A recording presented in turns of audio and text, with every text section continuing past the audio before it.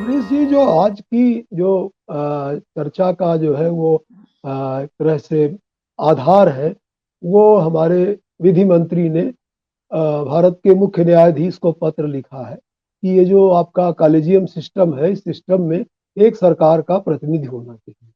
और इस पे जो है वो कड़ी प्रतिक्रियाएं विपक्ष की ओर से आई है। न्यायपालिका ने तो अभी कुछ नहीं कहा है, लेकिन विपक्ष की ओर से कड़ी प्रतिक्रियाएं आई हैं। और उसमें जो है वो जयराम रमेश, जो कांग्रेस के नेता है, स्पोक्समैन, उन्होंने कहा है कि ये poison pill for independent judiciary, यानी स्वतंत्र न्यायपालिका को उन्होंने एक तरह से वो विषैली दवाएं देने की कोशिश की जा रही है। इस पे राष्ट्रीय जनता दल के नेता मनोज कुमार झा ने भी प्रतिक्रिया की है कि भाई ये तो चौंकाने वाली बात है और सरकार एक कमिटेड जुडिशियरी चाहती है, लगता है। अरविंद केजरीवाल जी ने, जो आम आदमी पार्टी के संयोजक हैं, उनका भी कहना है कि ये खतरनाक किस्म का मामला है।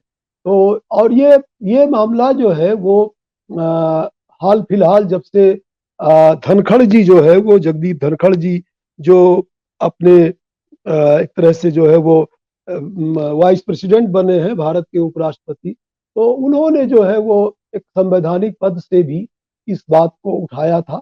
और अभी जो प्रिजाइडिंग ऑफिशियल्स की एक सम्मेलन जयपुर में हो रहा था, उसमें उन्होंने और जो भारत के लोकसभा अध्यक्ष हैं, स्पीकर महोदय ओम बिरला जी, उन्होंने भी ये बात उठाई थी कि ये जो सेपरेशन ऑफ पावर है, जो राज्य की तीनों संस्थाएं हैं, उनका जो विभाजन है, वो विभाजन जो है वो उसका ठीक से पालन होना चाहिए। और केशवानंद भारती केस और उसी के आधार पर दिया गया जो है 2015 में जो नेशनल जुडिशियल अपॉइंटमेंट कमीशन संबंधी जो सुप्रीम कोर्ट का फैसला है, जो 4 बनाम 1 की बेंच से दिया गया था, वो अपने आप में जो है वो गलत है। और उस पर जो है वो एक नए तरह से बहस होनी चाहिए या उसका पुनर्गठन होना चाहिए, क्योंकि ये कॉलेजियम सिस्टम आपके संविधान में नहीं है। ये collegium system judicial pronouncement, judicial judgments की उत्पत्ति है। तो इसी के सिलसिले में मैं ये कहना चाहता हूं कि ये न्यायपालिका और कार्यपालिका और विधायिका का भी ये जो विवाद है, टकराव है, ये कोई नया नहीं, ये लंबे समय से चल रहा है।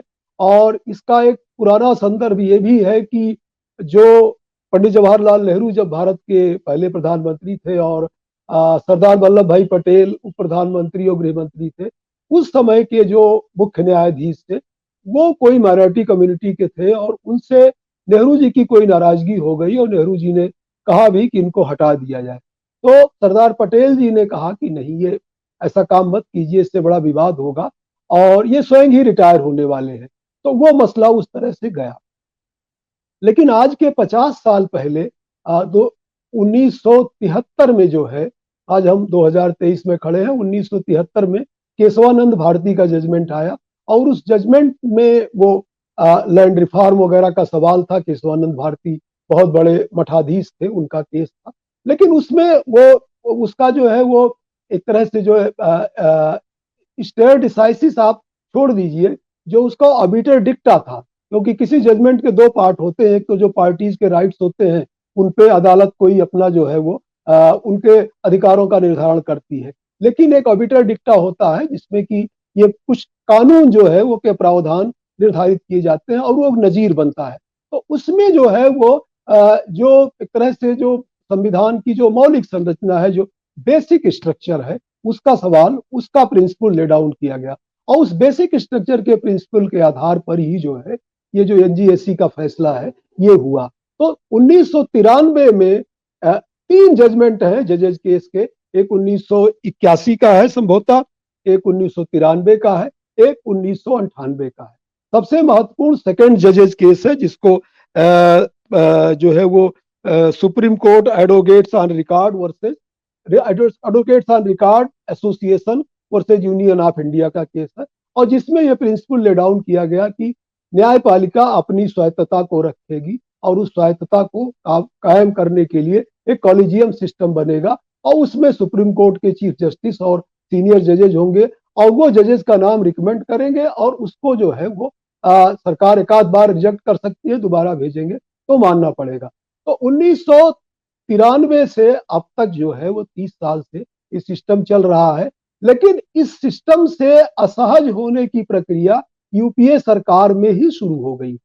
2013 में जो है वो संशोधन किया गया संविधान के कुछ प्रावधानों में और नेशनल जुडिशियल अपॉइंटमेंट कमीशन बनाया गया और उस पर लोकसभा राज्यसभा से बिल पास हुआ, राष्ट्रपति की सहमति हुई। लेकिन 2015 में कोर्ट ने उसको खारिज कर दिया, ये कहते हुए कि ये जो है न्यायपालिका की स्वतंत्रता के विरुद्ध है। और अभी भी चीफ जस्टिस ऑफ इंडिया जो न्यायमूर्ति केहर थे, उन्होंने कहा कि वह शक्तियां अभी भी सक्रिय हैं जिन्होंने आपातकाल लगाया था, इसलिए इस देश में न्यायपालिका की स्वतंत्रता जरूरी है। वही टकराव आज जो है वो एनडीए सरकार के साथ एक नए फॉर्म में आ रहा है। अब जो है, जो मेरा सिर्फ इतना ही कहना, मैं कह के बात खत्म करूंगा, जब आप मौका देंगे तो फिर अपनी बात, क्योंकि बाकी साथी अपनी बात है।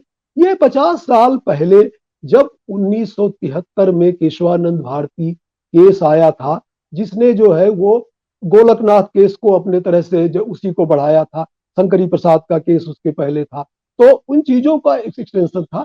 लेकिन ये जब ये टकराव न्यायपालिका और कार्यपालिका का हुआ था, उसके बाद जो भारत के इतिहास में हुआ वो हम सबके सामने है। जजेस का सुपरसीड किया गया, एक नए चीफ जस्टिस बनाए गए रे साहब, और उसके बाद जो है वो आपातकाल लगा देश में। 42nd अमेंडमेंट हुआ, इसमें संविधान के लगभग बहुत सारे प्रावधानों को टच किया गया, बदला गया। आज अगर न्यायपालिका और कार्यपालिका का टकराव इस तरह इस दिशा में जा रहा है, जब संवैधानिक पदों पे बैठे हुए लोग खुलेआम चिट्ठियां लिख रहे हैं, और आपको ये स्मरण होगा कि इसके पहले 4 जजेस सुप्रीम कोर्ट के सीनियर जजेस निकल करके उन्होंने प्रेस कॉन्फ्रेंस की थी कि हम अगर आज नहीं बोलेंगे तो इतिहास हमें माफ नहीं करेगा।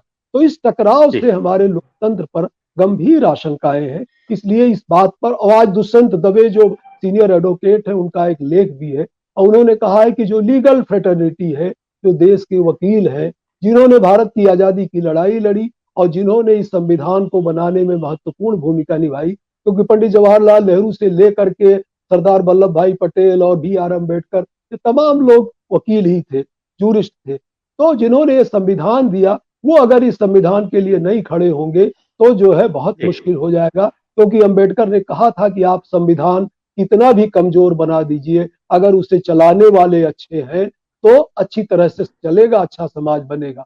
आप संविधान कितना भी अच्छा बना दीजिए, लेकिन अगर उसे चलाने वाले बुरे हैं तो वो मामला नहीं चलेगा, बहुत दिक्कत होगी।